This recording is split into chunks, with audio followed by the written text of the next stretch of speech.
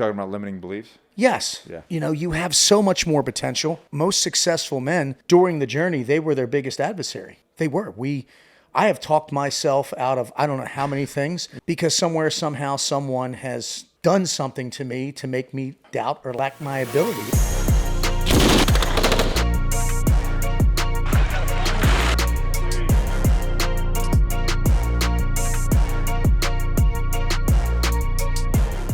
All right, we're here at the Core Medical Military Appreciation Weekend, and we're surrounded by warriors and leaders who have built something and dedicated their lives to something bigger than themselves. And but not just in uniforms, beyond that, beyond their times in service, beyond whatever it was in their youth. But because those accolades only go so far. The whole saying of, well, back in the day. Yeah, sure, back in the day, and I want to hear what you have to say about that. But man, we got let me say this right: former Navy SEAL, Ray Cashcare. Close enough. Okay. It's Ray Cashcare, former Navy SEAL, but we're not Ray Cash. apples and oranges. You've done what most people can really only imagine what they play on TV. But I want to get into some of the hardest lessons that you've learned in life. Mm-hmm. So the first one being.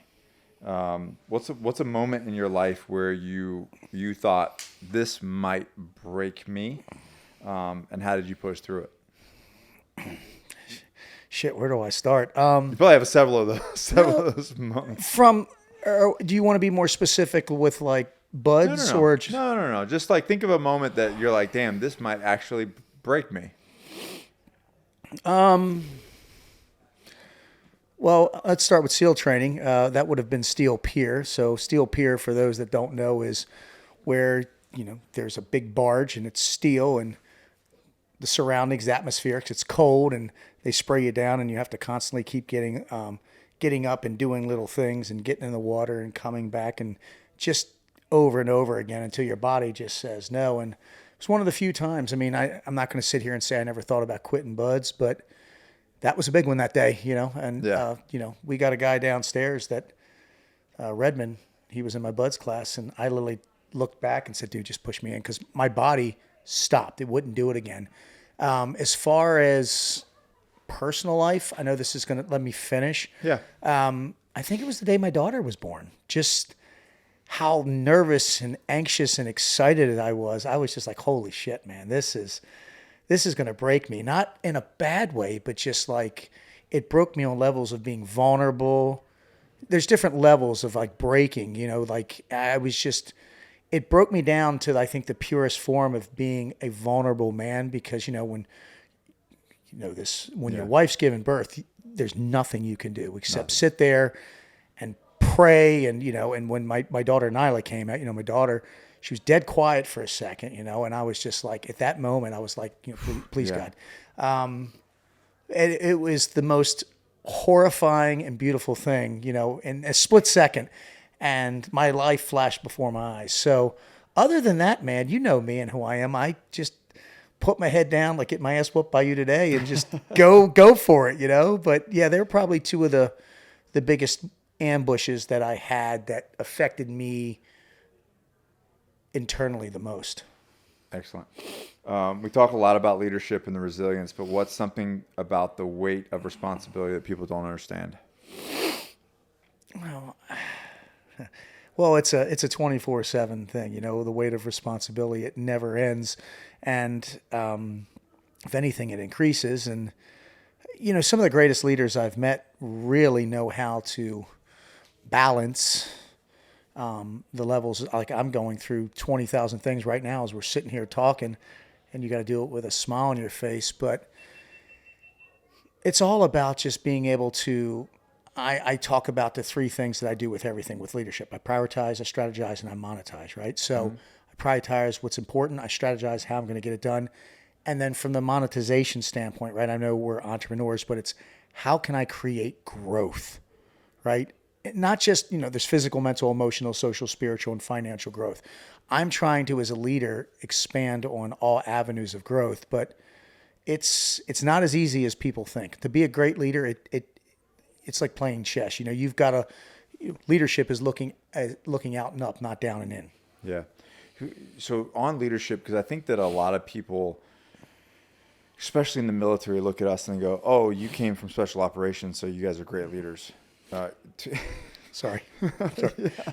So, can you talk about the difference of leadership, like being on a SEAL team versus how you lead, say, a team now with everything that you have going on? Well, quite honestly, I try to infuse what I learned in the SEAL teams. I do a lot of corporate. Same. Yeah. Yes. There's pieces of There's it for pieces sure. of it, but obviously it's dialed down. And, I tell people, in special operations, you make a mistake, people don't come home. Right. But I try to infuse, the power. And again, I know who I'm talking to and the audience, the power of pulling that trigger, you can't undo that. Right. The power of signing something, sometimes you can't undo that. So you have to be methodical with your thought process. Decision making is ask, make, and take. And you have to learn how to slow the process down to get faster. Like when you go into a room, right, clearing houses, you come up with a systematic format that works. You have to do the same thing. Excellent. Can you talk about that breakdown real quick? Yeah. So, Ask, make, and take.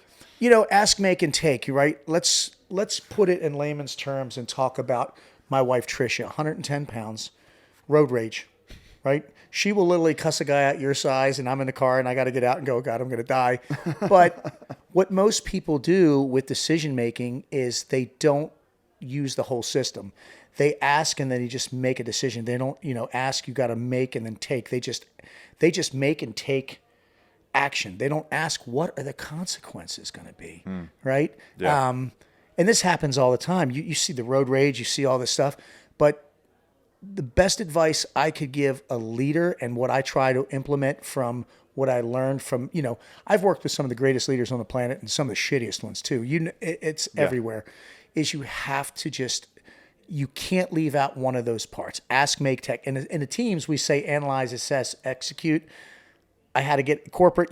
They don't like the word execute. So I changed it to ask, make, and take. But the key component to this is I try to make people the special operations operator of their life, the Navy SEAL of their life. It doesn't matter if you're overseas doing a mission, man, if you're sick and you're a mom and you're watching, and you're a single mom like my mom was, trying to get shit done is a mission too. It's tough. Absolutely. So I just try to. Your life is your life. Exactly. Yeah. And you have to make the most of it. And it doesn't need to be compared to somebody else's. Well, that's the thing. So many people compare, like, I don't do what you do. And we have a lot of overlapping fields of fire, but you do a lot more business than me, and I'm trying to get better at that. But I think the best way that to become better is surround yourself with better people. I was fortunate. We've been fortunate in our communities. I'm sure you were around a lot of great people, but people also have to be willing to share that knowledge and wisdom that they have. But it's then your duty and obligation to pass it on, right? Pay it forward. So many people are selfish with their knowledge.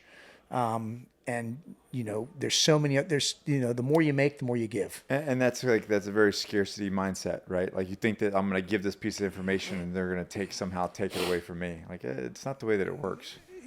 Just like with, people in our line of work, there's so much out there. There's enough for all of us. 100%. There's enough for all of us. Like we have certain rules and, listen, what's yours is yours and what's mine's mine, right? Yep. Hey, when you're invited to my lawn and my house, come on over, but don't fucking come over to my house and lawn and take a shit without asking me. So, and that can be with anything, especially in business. It doesn't need to be cutthroat. I'm trying to become a businessman. I call it the art of retention. I want to do things like I have employees and team members that work under me. I pay them more than what I even tell them I do, because when I need them, right, it's like, because I'm trying to build that, not off of money, but it's just like, listen, I believe in you and I trust in you and I want to reward you. So then when the shit hits the fan, right, you get in that firefight, something happens, it's a time-sensitive target, they're there for me. I mean, my team will work for me on the weekends and they won't ask a question, and they're married with family, with kids, because they know I'm not abusing it. Yeah. I ask, hey, listen, we're in a time crunch here, and my team steps up, and I reward them for it. And this is things I've learned from great leaders, both in the SEAL teams and in the entrepreneur world. It's like the whole thing, take what's good, learn from it. Take what's bad, learn from it too. From it. Yeah, Yeah. yeah. For those who are out there struggling, whether it's physically, mentally, spiritually, what's one truth you wish every man understood to overcoming those struggles? The power of just believing in yourself. I don't even know if that makes sense, but I get on stage all the time and I say, I bet on me. So many human beings, not just men. I mean, I usually focus on men. You talking about limiting beliefs? Yes. Yeah. You have so much more potential. You know as well as I do, most successful men during the journey, they were their biggest adversary. They were. I have talked myself out of I don't know how many things, because somewhere, somehow, someone has done something to me to make me doubt or lack my ability. And the minute that I just said, you know what, I'm going all in, man. I'm going to believe in myself, and I know I have so much more. Man, I think, people say think big. You hear it. Like, I'll give you an example. I ask guys, think big. They're like, I want to make $1 million. Dude, that's not thinking big. That's not thinking big. Thinking big is like, I want you to think insane. Yeah. Like, I think now how much I want to be worth per minute, how much, and because my time is the most precious commodity I have. And I want to, if I'm not making money, I want to spend time with my family and make money. I know we have a lot in common like that, right? Yeah. Residual income, doing the things that matter, and just making a mark, man. But fuck yeah, man, that's what it's about. Believe in yourself. Believe in yourself. And I know it almost sounds like a cliche. People are like, it's so corny. It is. For the longest time. Truth. And people give me shit. They're like, you were a Navy SEAL. I have been for probably the first 45 years of my life the most insecure motherfucker you'll ever meet. But we're so good at hiding it. That's a dirty, dark secret in special operations. We are. Like we are the most insecure, but that's the reason why everybody's constantly pushing to be better, is because they think that they're not good enough. But and I used to do things like, and the biggest piece of advice I can tell people is stop doing things to prove others wrong and start doing shit to prove yourself right. I do things now for me. Yeah. Me and me only. That's it. I have my team, trust, effort, attitude, mission, and that's team care. That's my family. I include my wife in everything and like, listen, we're going for this. And she's like, let's do it. That's it. Yeah. That's simple, man. Yeah, one of the biggest conversations happening in I guess probably the world right now is, especially about high performers, and if you really see it in like big CEOs, they're getting healthier. They're looking at their hormone health. We have a testosterone epidemic in the nation. Oh. You know what I mean? Like and that goes along the lines with our food, our lifestyle, the stuff that they put out there, right? But you can be disciplined as hell, but if you're working against your body and it's not working for you, you're fighting an uphill battle. I agree. Especially with age. Like you're turning 53. 53 on the 5th of March, man. Yeah. That's awesome. And you're out there rolling on the mats with a bunch of young guys. I got my ass kicked today, but I loved it. I tell but you're people feeling good. I feel fantastic, and it's because of the TRT anti-aging that I take, because the biggest thing people don't understand is as you get older, your body will stop producing some things, it starts to go down, but it also will overproduce the wrong things. So and there's a misconception, right? People have this visualization that you're taking steroids and you get bigger. It has nothing to do with that. I've actually lost weight and gotten in better shape. Yeah. Lean muscle, functional muscle mass that I have now, because my body, I was low on testosterone, but I also needed vitamins and I needed peptides. It's not just, it's not a one shot, you're healed and you're going to look like this. But it's getting your levels. It's about living for your levels. It is funny that people like a lot of, because you and I both get the comments on social media. It's like, oh, you just want to take steroids and get jacked. I'm like, dude, I'm 200 pounds. I'm 6 foot and 200 pounds. I'm not jacked. I weigh more than you right now. That's insane. You know what I mean? That's insane. Like that's not what it's about. You're talking about those guys that are, that are jacked and that are huge. Like that doesn't happen by accident. You don't just take a shot and go sit on the couch and watch Netflix and then just look like that. That's an immense amount of work. And people are so like, I don't understand why people get so angry when you're trying to help them. Like I broke it down. I'm like, look guys, it's $299 to get your blood work done. Yeah. $350 for you and your wife. And just so you know, I'm about $1,500 a year and my wife's about $1,200 a year. Break that down. And people are like, that's $100 a month. And I'm like, okay. How much you spending on monsters a month or Exactly. I break it down. Or drinking, nicotine package, porn. drinking, I mean, I could whatever. go on and on. Yeah, of course. I'm like, and then also I'll ask somebody this question. This is the question that hits home. Listen, you won't spend that kind of money to stay ahead of the game because the blood tells the story. Right. It can let you know if something's coming. Hey, this is off, this is off, this is off. And people were like, well, that's too much money. But how much would you spend if you or your loved ones were sick? Anything to get better. Oh, so it's thousands of thousands of dollars. Makes no sense. And then don't even get me started with big pharmaceutical that just wants to keep you medicated and depressed. We were talking about that the other day. Just it's treating insane. the symptom, just constantly treating the symptom. They don't want you taking what we're on because they don't want you living longer and being healthier and happier. And I hope this pisses someone off. Did you ever feel like you were just like, as I've gotten older, you ever feel of just like being off? This is maybe obviously before TRT, but just feeling off and not knowing why? Yes. So muscle memory, fatigue, libido. I mean, a lot of things. And, as you get older. What age was that you were? Probably 40, 44, 45. And at first, what do we do as men? Oh, I'm fine. But finally, you got to drop the ego and you've got to ask, subject matter experts. And when you get your blood work done, they're like, hey, listen, the reason why you're feeling like this is because of this, this, and this. And if you take this, this, and this for projected this amount of time, you're going to feel better. I'm like, wait a minute, it can't be that easy. It is that easy. What was some of the biggest symptoms you started noticing as you started getting older? Because you've stayed physical. I've stayed physical, so recovery time. Okay. Biggest thing. Big like, one. Yep. Before, me and you could go out and drink all night. I get up and train. Now it's like I'm in bed at 8 o'clock and I'm exhausted. Focus. Focus was I was all over the place. And you've seen me. Yeah. Now that my levels are better, I'm much calmer. Like I was a raving lunatic. Which is opposite of what most people think. They think when you get on steroids, it's not true. I was jumpy. I was fidgety. I'd have 12 different conversations with myself and others at times. And I was going through life doing things half-assed because I was only putting in 30% of effort because I was all over the place and only completing 60% of the task. Yeah. Now it's like that front sight focus. I literally prioritize, strategize, and monetize everything. I just chip away at it. And I'm more patient. And what's so important is I have a better relationship with my wife.